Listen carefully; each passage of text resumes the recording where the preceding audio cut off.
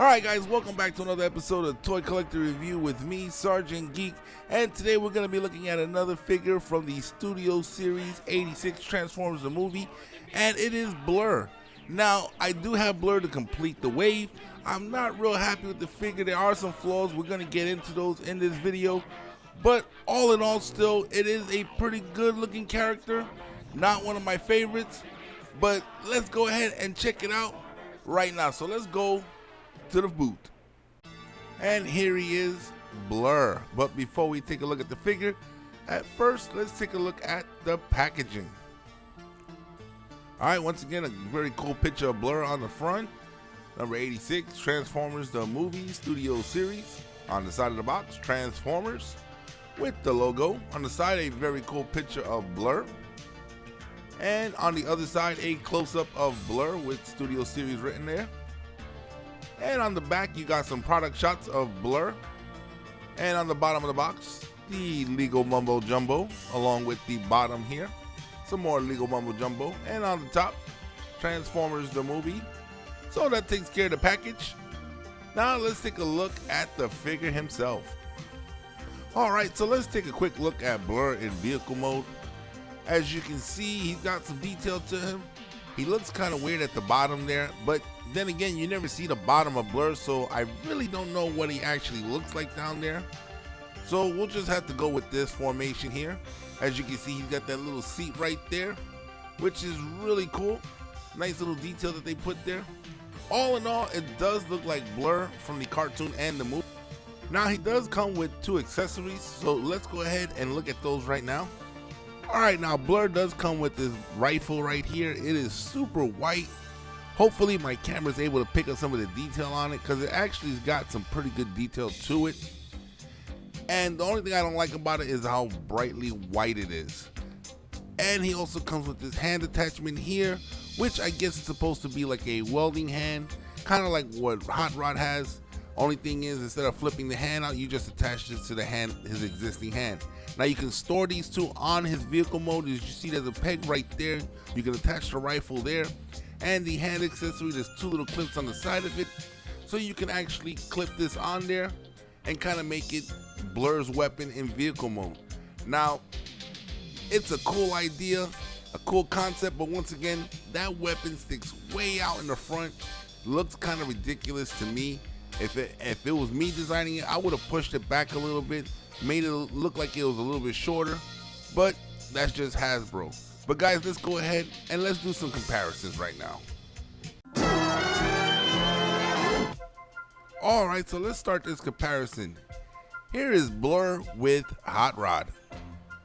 Once again, pretty cool. They're actually pretty much to scale with each other, as far as I can tell from the cartoon when I used to watch it as a kid. Looks really nice, but let's go ahead and let's check out another comparison.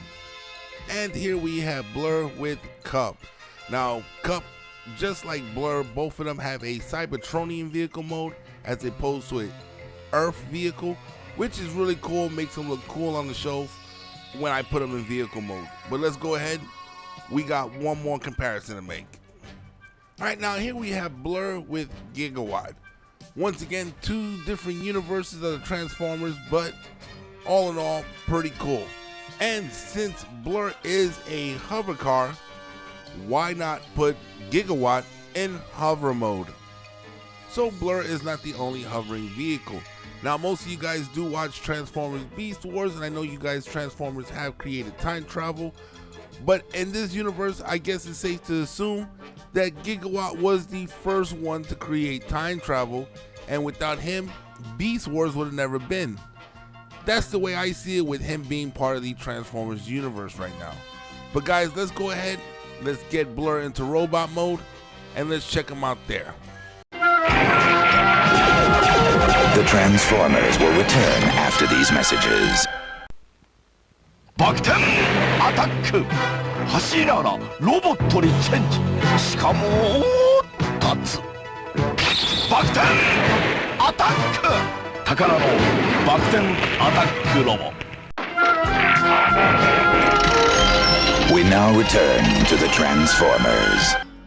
Alright, so here is Blur in his robot mode, and for all intents purposes, he does make a very good robot figure. As you can see by the details, he's got a really cool head sculpt, very accurate to his character. The chest is nicely done. Everything is pretty good and accurate to his appearance in the Transformers the movie. Right here is where I don't really like the figure. As you can see, he's got some of that vehicle kibble hanging from the bottom of his hands. Other than that, everything else is nicely done, nicely executed. He really is a good figure. As you can see, nice detail everywhere. Not too much of a backpack there. He has some really good light eye piping there. Now let's take a look at some of the articulation. As you can see, you can turn him left to right, up and down just a little bit. His arm does go out 90 degrees. And at his arm, he can do a 360 rotation. Now he can bend at the elbow 90 degrees, but as you can see, that vehicle kibble just hanging off the back of his elbow. Now, it looks like you can twist his hands for pivoting, but his hand is actually connected to that vehicle kibble. So you really can't turn his hand unless you turn that bottom piece with it. That's why, one of the reasons why I really don't like it. It restricts some of the articulation. He does have hip rotation. His legs can go out 90 degrees to the side, 90 degrees forward. And if you maneuver his feet just around that little point right there in his vehicle backpack, you can get it 90 degrees back. Alright, now his leg does have thigh rotation, but it exposes some of the hollow points there. And he does have a 90-degree bend at the knee. Now with the toes, he can't tilt left or right. He can't go down, but due to transformation, he can point his toes upward, which once again limits his articulation. And be careful when you're transforming him. As you can see on mine, he's already got a few scratches there. Other than those little complaints, he really does make a good figure for display on my shelf. And let's go ahead and let's attach his accessories so you guys can see how he looks all decked out with the accessories on him. So let's go ahead and put his rifle in one hand. There we go. And let's go ahead and attach his little welding hand. And it just attaches like any other accessory that goes into the hands. It's got a little pivot there, peg. So you just pop the peg in the hand, and now he's got a welding hand. So there you go. Blur, decked out in robot mode. But let's go ahead and let's do some comparisons.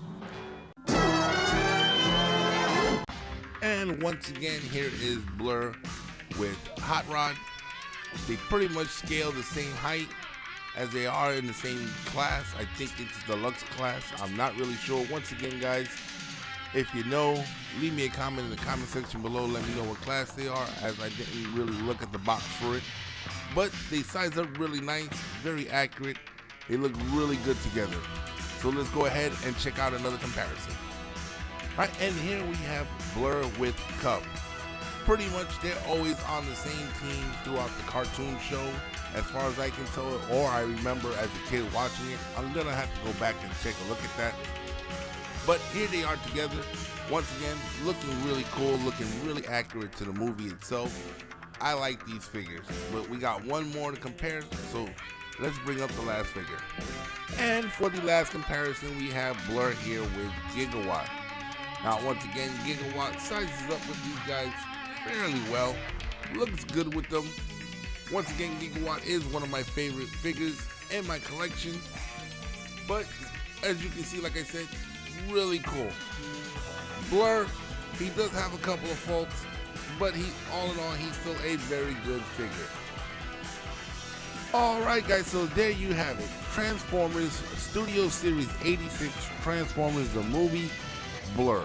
Now like I said, there is a couple of flaws with this figure, which I wish they would have fixed, but for the retail price that I paid for him, I'm not really complaining about it, as he does look great on the shelf in either his vehicle mode or his robot mode. Well guys, this is where we're gonna end the video for today. The Transformers will return after these messages. In the world world of micros, the only micros that transform are the amazing Micromaster Transformers. And now the Micromasters have Micromaster Transports. Micromaster Transformers! And here in the palm of Optimus Prime's hand are Micromaster battle stations that connect to form micro cities. Micromaster Transformers, the most incredible micros of all. They're not just small. Transformers! Micromaster Transformers, collect them all.